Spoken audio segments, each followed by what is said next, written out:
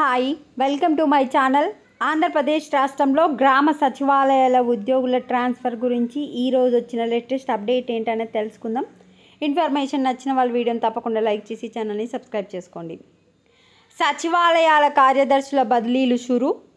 ఉమ్మడి కృష్ణా జిల్లాలోని 2 నగరపాలక సంస్థలు 8 మున్సిపాలిటీల పరిధిలో వార్డు సచివాలయాల్లో పనిచేస్తున్న పలు విభాగాల కార్యదర్శుల బదిలీ ప్రక్రియను శుక్రవారం మచిలీపట్నం మున్సిపల్ కార్యాలయంలోని పాత కౌన్సిలింగ్ హాల్లో ప్రారంభించారు.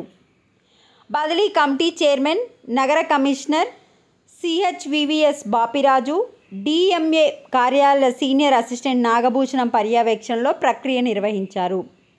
జిల్లాలలోని అన్ని మున్సిపాలిటీలకు సంబంధించిన సిబ్బంది ఆధ్వర్యంలో ఏర్పాటు చేసిన ప్రత్యేక కౌంటర్లో జరిగింది. కార్యదర్శులుగా 5 ఏళ్ల కాలాన్ని పూర్తి చేసిన వారిని తప్పనిసరిగా బదిలీ చేయడానికి జాబితాలు సిద్ధం చేశారు.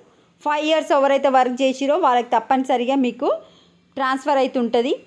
సీనియారిటీ, వయస్సు, ప్రజాప్రతినిధుల సిఫార్సులు, రిక్వెస్టులను పరిశీలించి శుక్రవారం రాత్రికి బదిలీ జాబితాను పూర్తి చేయడానికి కసరత్తు చేస్తున్నారు.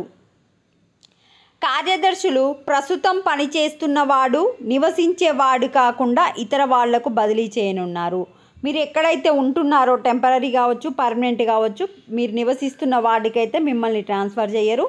అదేవిధంగా ప్రస్తుతం మీరు పనిచేస్తారు కదా, ఆ వార్డుకు కూడా కాకుండా వేరే సపరేట్ వార్డుకైతే ట్రాన్స్ఫర్ చేయడం జరుగుతుంది. ఇది అప్డేట్. వీడియోని లైక్ చేయండి. Thanks for watching.